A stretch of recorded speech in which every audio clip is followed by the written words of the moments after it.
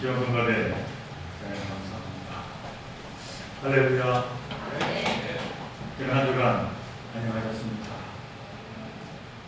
오늘도 감사함으로 예배에 참여한 여러분들의 삶 속에 예수 그리스도의 십자가 은총이 충만하시기를 간절히 축원을 드립니다. 제2차 세계대전 당시에 주사의 셈으로 유대인 집단 수용소에서 살아남아 런던으로 이주한 휴고 그린이라고 하는 랍비가 있습니다. 그는 자신이 그 죽음의 수용소에서 겪었던 뼈아픈 그 고난의 체험담을 다른 것도 아닌 독일 잡지에 기고하였는데, 그 내용이 지금 사순절을 보내고 있는 저와 여러분들에게 깊은 의미로 다가오기에 이 시간에 먼저 소개하고 오늘 말씀을 이어가고자 합니다. 그날은 1944년 몹시 추운 겨울이었습니다. 집단 수용소에 달력 같은 것은 없었습니다. 그러나 나와 함께 수용소에 계시던 저희 아버지께서 저와 몇몇 친구분들을 데리고 수용소 건물 한 구석으로 모이게 하셨습니다. 그리고는 아버지는 그날이 그 옛날 이방인들에게 무너졌던 예루살렘 성전을 다시 복원하고 수리하는 것을 기념하는 유대인의 명절인 수전절이라고 말씀하셨습니다. 그러면서 아버지는 우습게 생긴 진흙 주말을 내어놓으시더니 수용소에서 좀처럼 구하기 힘든 귀한 버터, 기름을 노려서 심지를 적신 촛불 대신 거기에 불을 붙였습니다. 그 모습을 본 저는 아버지에게 그 귀한 버터 기름을 먹지 않고 이렇게 낭비하는 데에 대하여 강하게 항의했습니다. 그러자 아버지는 저를 가만히 보시더니 이 버터 기름을 태워 붙여놓은 불빛을 보라 하시며 이렇게 말하셨습니다. 너와 내가 알듯이 사람은 밥을 먹지 않고도 3주간을 살 수가 있단다. 우리는 한때 물 한 모금도 마시지 못한 채 3일 동안 버틴 적이 있었지. 그러나 너와 내가 알다시피 사람은 희망이 없이는 단 한시도 살 수가 없는 존재란다 했다는 그가 이야기입니다. 지금 우리는 사순절을 보내고 있습니다. 이 사순절은 예수 그리스도의 십자가라고 하는 어둠과 고난을 기억하는 절기입니다만, 그러나 이 고난 뒤에 찾아올 부활이라고 하는 희망을 동시에 바라보는 절기입니다. 그러므로 말하기는 지금 우리는 우리 장로님이 기도했듯이 코로나 팬데믹이라고 하는 힘들고 어려운 시기를 보내고 있지만은 그 이후에 찾아올 하나님의 크신 은총을 바라보고 희망의 삶을 살아가는 저와 여러분들 모두가 되시기를 주님으로 간절히 축원을 드립니다. 저는 오늘 사순절 네 번째 주를 맞이하여 급여가이 기사라는 말씀인 열처녀 비유의 말씀을 본문으로 되겠습니다만, 이 여기에 등장하는 열처녀의 그 모습 속에서 저와 여러분의 삶을 비춰 보았으면 합니다. 어느 나라는 옛부터 내려오는 전통적인 결혼 풍습이 있습니다. 이 이스라엘 또한 우리와는 다른 낯선 결혼 풍습을 가지고 있습니다. 오늘 본문에 보면은 자세하게 설명이 되어 있지 않습니다만 결혼 예식을 위해서는 10명의 처녀가 함께 참여해야 했던 것 같습니다. 물론 이 10처녀 모두는 다 결혼할 처녀가 아닙니다. 결혼할 처녀는 신부방에서 따로 기다리고 있습니다. 그러니까 이 10처녀는 신부의 친구들입니다. 이 친구들이 초대를 받아서 결혼잔치에 함께 참여하게 된 것입니다. 이 이스라엘의 결혼식은 저녁에 한다고 합니다. 이스라엘에 있어서 새날의 시작이 우리처럼 아침이 아니라 저녁이기 때문입니다. 그래서 새로운 시작을 알리는 결혼을 저녁에 한다는 겁니다. 그리고 이 결혼은 동네 잔치로 보통은 일주일 동안 한다고 합니다. 오늘날 우리는 결혼식이 끝나자마자 주인공인 신랑 신부는 신혼여행을 훌쩍 떠나버립니다만은 이들은 일주일 동안 신혼여행이라고 하는 것이 없이 모두 함께 즐기고 같이 기뻐한 잔치를 연다는 것입니다. 이처럼 일주일 동안이나 결혼 축제가 진행되기 때문에 많은 준비를 합니다. 특별히 이 신부의 친구들은 신랑을 맞을 준비를 하는데 등불을 들고 춤을 추며 맞이합니다. 그리고 전통적으로 이 등불이라고 하는 것은 새 가정의 미래를 밝혀준다 하는 그러한 의미가 있기 때문에 이 등불이 없으면 이 잔치에 참여할 수가 없다는 겁니다. 그래서 이 10처녀 모두는 이 등불을 준비해야 했습니다. 그런데 오늘 본문에 보니까 이 무엇보다도 중요한 이 등을 밝힐 기름을 5처녀는 준비했고 다른 5처녀는 그만 준비하지 못했다는 것입니다. 물론 준비하고 싶지 않아서가 아닙니다. 신랑이 먼 길로 더디 오리라 하는 그 생각에 그때 가서 준비하지 그렇게 생각하면서 차인 비일 미뤘다 그렇게 성경은 말합니다. 오늘 본문 5절의 말씀 신랑이 더디므로 다 졸며 잘세라고 되어 있습니다. 그런데 신랑이 느닷없이 나타나게 된 것입니다. 이에 허겁지겁 등을 가지고 이 10처녀는 나가게 되었습니다. 그러나 문제는 여기서부터입니다. 슬기로운 5처녀는 등을 밝힐 기름을 미리 준비하였지만 나머지 5은 그만 기름을 준비하지 못한 것입니다. 결국 기름을 준비하지 못한 5처녀가 기름을 사러 가는 동안에 혼인잔치의 문은 닫히고 결국 그녀들은 그 잔치 자리에 들어갈 수 없게 되었다. 그렇게 오늘 성경은 이야기하고 있습니다. 이 이야기를 정리하자면 기름을 준비한 5처녀는 슬기로운 처녀요. 기름을 준비하지 못한 5처녀는 어리석은 처녀라는 것입니다.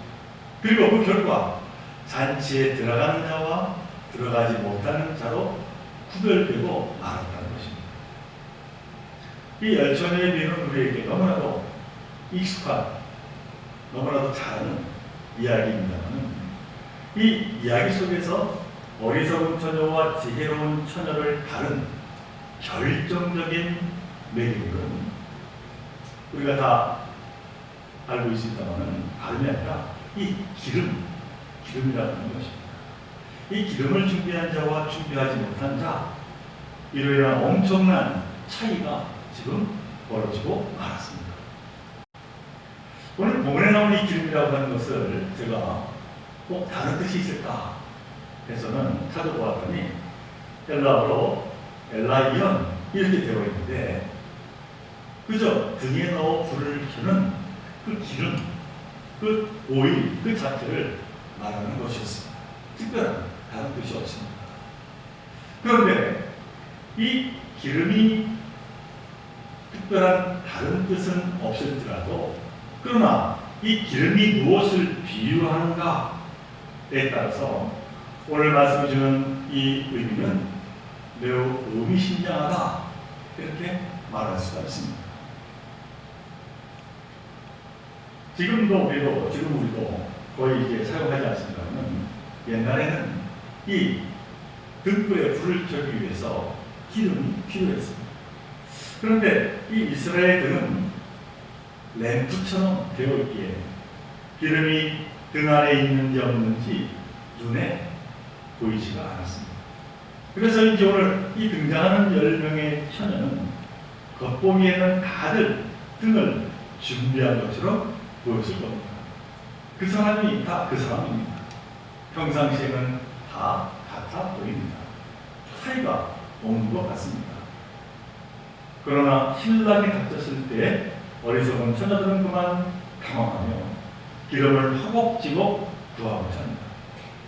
오늘 보면 반절에 보니까 그녀들은 기름을 미리 준비한 이 슬기로운 처녀들에게 우리 등불이 꺼져가니 너희의 기름을 좀 나눠다오 하며 부탁을 하고 있음을 보게 됩니다. 그러나 나눠주기에는 모자라니 나눠줄 수 없다. 그렇게 냉정하게 거절당하고 있습니다. 이 대목에서 너무나 매정한 것이 아닌가 하는 생각이 들기도 합니다만 어찌되었든 나누어주고 싶어도 나누어줄 수 없는 기름이다 라고 하는 사실입니다. 자, 그런데 이처럼 나눌 수 없는 기름, 이 기름에 이 성경은 매우 중요한 의미를 부여하고 있고 또한 상징하고 있다라고 하는 사실입니다. 구약 레위기 8장에 보면은 모세가 형 아론하고 아론의 아들들을 제사장으로 세우게 되는데 그때 하나님의 말씀에 따라서 그들 머리 위에 기름을 이제 바르는 장면이 나옵니다. 이때 그 기름은 하나님의 사람으로 성별한다라고 하는 의미와 상징을 가지고 있습니다. 그리고 사무엘상 10장 1절 이하에 보면 사무엘이 사울에게 기름을 부으며 왕으로 세우는 장면이 나오고 있습니다. 또 사무엘상 16장 13절에 보면 사무엘이 다윗에게 기름을 붓는 장면이 나오는데 이 또한 하나님이 택하여 세웠다라고 하고 하는 그 성별함을 뜻하고 의미하고 있다라고 하는 겁니다. 그러니까 결국 기름이다. 곧 기름을 준비했다라고 하는 것은 하나님의 말씀에 따라 구별되어 살아가는 그 삶을 뜻한다 말할 수가 있습니다. 그런 의미를 하는 것들은 하루 저녁에 서로 주고받을 수 있는 것이 될 수가 없는 겁니다. 오랜 시간 준비해야 할 것들이다 라고 하는 것이죠. 그러므로 사랑하는 종교에서 여러분,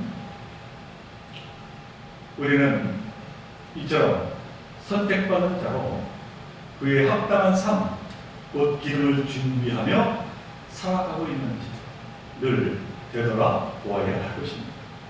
겉으로만 그렇게 보이는 것은 아닌지 날마다 쉬지 않고 구별된 믿음, 곧 기름을 채워나가므로 때가 찼을 때 당황하지 아니하는 그러한 저와 여러분 되시기를 간절히 바랍니다. 오늘 본문에 보면은 분명하게 말씀합니다. 어리석은 5 처녀가 기름을 사러 간 사이에 결국 잔치 자리의 문은 닫혔다라고 말합니다. 잔치의 주인은 매몰차게 문을 닫습니다. 그러면서 이렇게 말씀합니다. 오늘 본문 마지막 절 13절의 말씀입니다. 그런즉 깨어 있으라. 너희는 그날과 그때를 알지 못하는가. 우리가 흔히 쉽게 하는 말이 있습니다. 그때 가서 하지. 그러나 그때를 누가 알겠습니까? 그러나 오늘 이 본문 말씀 천만다행히 할 수가 없습니다. 오늘 본문에서 예수님은 제자들에게 마음을 담아서 이처럼 비유로 분명하게 말씀하고 계시기 때문입니다. 곧 제자들에게 깨어있으라. 너희는 그날과 그 시각을 알지 못하기에 준비하라. 예수님은 제자들에게 준비할 기회가 아직 남아있음을 이 비유를 들어서 말씀하고 계십니다. 사도 바울이 같이 준비하는 자에게 대해서 갈라디아서 6장 7절 8절에서 이렇게 말씀을 하십니다. 스스로 속이지 말고 하나님은 업신여김을 받지 아니하시나니 사람이 무엇으로 심든지 그대로 거두리라. 자기의 육체를 위하여 심는 자는 육체로부터 썩어질 것을 거두고 성령을 위하여 심는 자는 성령으로부터 영생을 거두리라. 우리가 늘 기억해야 할 말씀이 아닐 수가 없습니다. 여러분은 미국의 커넬 할랜드 샌더스라고 하는 사람에 대해서 꼭 들어본 적이 있습니다. 켄터키 프라이드 치킨집 앞에 흰머리, 흰 수염의 할아버지가 바로 이 샌더스라고 하는 할아버지입니다. 그런데 그는 놀랍게도 1952년 그가 65세 나이에 바로 이 KFC를 창업을 했다는 사실입니다. 그런데 흥미로운 사실은 그가 돈이 있어서 이렇게 창업하는 것이 절대 아니었습니다.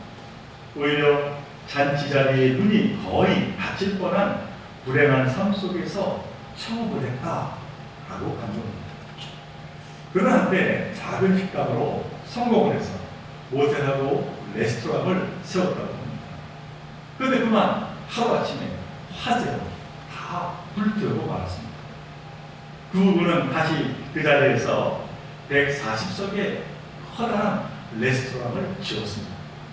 하지만 그만 국가의 도로사업 계획으로 1년도 안 되어서 헐값에 이 레스토랑을 부실해만 했습니다.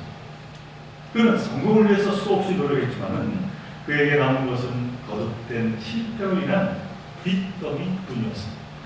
설상가상으로 그는 사랑하던 아들을 잃게 되었고 그의 아내마저 그를 떠나버리고 맙니다. 그렇게 이 커넬 샌더스는 그의 나이 60세 그때 자기 가지고 있었던 모든 것을 잃어버리고 충격과 절망으로 또한 정신병원에 입원하게 되었다. 그런 모든 것이 야속하고 너무나도 화가 났습니다. 늘 자신의 이 평탄치 못했던 삶에 대해서 하나님이 나를 이 땅에 이렇게 살려두시는 이유는 나를 벌주기 위해서다. 이렇게 말하면서 시간하며 생을 마감하기로 그렇게 결심을 했다는 겁니다. 어느 날 이 밤 커넬 샌더스가 몰래 병원을 나섰습니다. 그리고는 어떻게 하면 부질없는 이 목숨을 끊을 수 있을까 궁리하며 밤거리를 대하던 그때 그가 뒷전에 어디선가 찬송가 소리를 듣게 되었다고 합니다. 그는 자신도 모르게 그 찬송 소리에 이끌려 작은 예배당으로 이제 가게 되었더니 한 나이든 부인이 홀로 앉아서 찬송을 부르는 것이었습니다. 그런데 그 모습이 그의 초라한 외모와는 달리 너무나도 평화롭고 힘있게 보였습니다. 그 모습을 보는 순간에 그의 마음은 뜨거워졌다고 합니다. 그는 그곳에서 끌어들여 통곡하며 기도하기 시작했습니다. 자신의 지난 삶을 회개하고 다시 한번 하나님께 바로 서고자 하는 마음을 갖게 됩니다. 그 마음이 편안해지기 시작했다고 힘이 생겼습니다. 지금까지 가지고 있던 미움과 분노와 여러 가지 걱정과 절망이 눈 녹듯이 다 사라지게 되었다는 것이죠. 그러면 기도의 찬송의 힘, 하나님의 말씀의 힘을 그때 다시 체험하게 되었다고 합니다. 그날 밤 기도 중에 이 커넬 샌더스는 내가 나이도 많고 돈도 없었지만 그러나 뭘 하든지 다시 시작할 수 있을 것 같은 자신감을 이제 갖게 되었다고 합니다. 그래서 65세의 그는 처음으로 자신이 받은 그 사회보장기금 105달러를 가지고 자신만의 그 닭튀김 사업을 결심하고 중고 수용체 압력솥을 짓고 전국을 다니면서 자신의 조리법을 소개하고 사업을 하고자 노력을 이제 하게 되었고, 물론 쉽지는 않았다고 합니다. 그러나 그는 포기하지 않았습니다. 낡아빠진 자국 미국 전역을 횡단하며 이 자신의 그 이야기의 기회를 음식점을 찾아다녔습니다.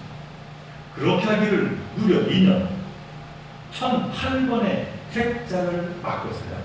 결국에 내 친구 피터 허먼이라고 하는 친구의 그 레스토랑과 치킨 한 조각의 4세트를 지불하는 조건으로 첫 계약을 성사시키게 됩니다.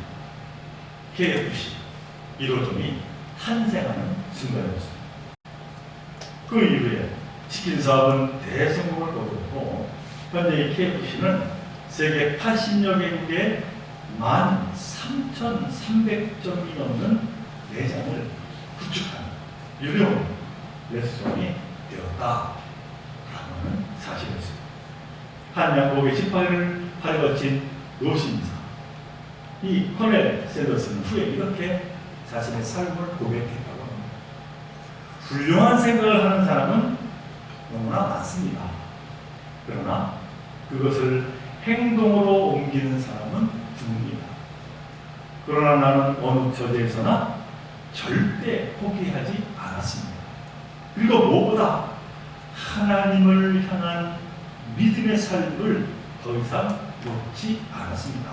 그렇게 그는 고백을 했다는 것이죠. 사람들은 그를 두고서 하나님의 준비된 사람 이렇게 불렀다고 합니다.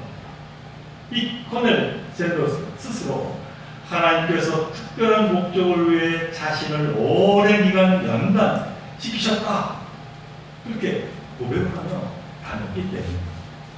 그는 하나님을 새롭게 영접한 이후에 평생을 구제와 복음 전파를 위해서 살았고 그는 자신의 경험과 재산을 사용하여서 예수 그리스도께서 자신을 어떻게 구원하셨는지 그 사실을 간증하며 자신의 여생을 보냈다는 것이죠.